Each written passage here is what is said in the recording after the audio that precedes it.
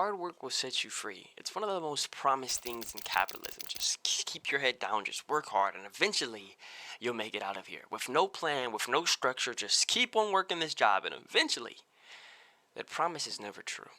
It's just something comfortable to believe.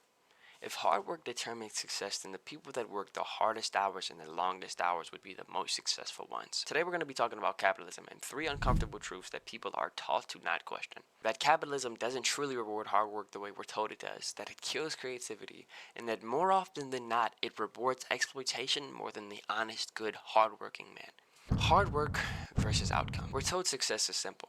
Work hard, stay disciplined, stay in school, and eventually you'll make it. But look around. The people doing some of the most physically draining, mentally exhausting work, or even the pillars of society, are often the ones living closest to the edge financially. You're seeing farmers go out of business. You're seeing construction jobs go out of business. But these jobs are the jobs that society wouldn't function without, but they're the ones that are poorly treated and often overlooked. Meanwhile, wealth doesn't always scale with labor. It scales with ownership, with assets that generate income even when you're not actively working. I'm making money when I sleep. That type of shit. So the question isn't, are people working hard? Because as we can see with these statistics, that people are still working the same jobs that they were working back then, but the wages are steadily not increasing with the cost of living. And with the government not doing anything to ensure that these people are getting paid livable wages, that's whenever bad things like this happen. Gaps in wealth between rich and poor Americans are close to those seen at the beginning of the 20th century. That's over 100 years ago. So the question isn't really, are people working hard enough? The question is, why isn't the government ensuring that these jobs pay people living wages? Exploitation is built into the system. It sounds extreme until you break it down. Exploitation doesn't always look illegal. It's the McDonald's jobs. It's the system. It's paying someone the least amount while expecting the highest possible output. The janitor that's working at McDonald's that's getting paid $11 an hour, they're not just the janitor.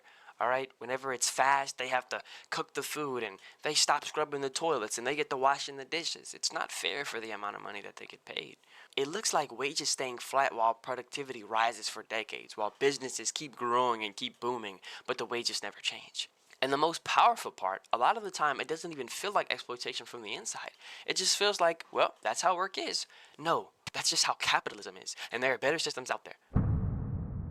Most people are introduced to these ideas in school. I mean, I genuinely had to sit there and learn about Carlism and capitalism and all these other lisms. And it's not random. School teaches you how to function inside the system, how to show up on time, meet the expectations. It doesn't educate you on how these systems are built. It doesn't teach thinkers, it teaches workers. Why do you think that one guy spent so much money buying the system? So a lot of people enter adulthood knowing how to work, but not actually understanding the trap that they're working inside of. Closing! And when you connect it all together, you start to see a pattern. Not a conspiracy, but an intentional structure. So the real question isn't, does capitalism reward hard work? It's, is capitalism a system that can work at all? And if you want any further breakdowns on certain topics, I'll break down any topics as long as they're not really weird. Just leave them in the comments. And subscribe if you want to fight against injustice, okay? I'm never too far for a discussion. I'm actively open to debate my, ideas and theologies.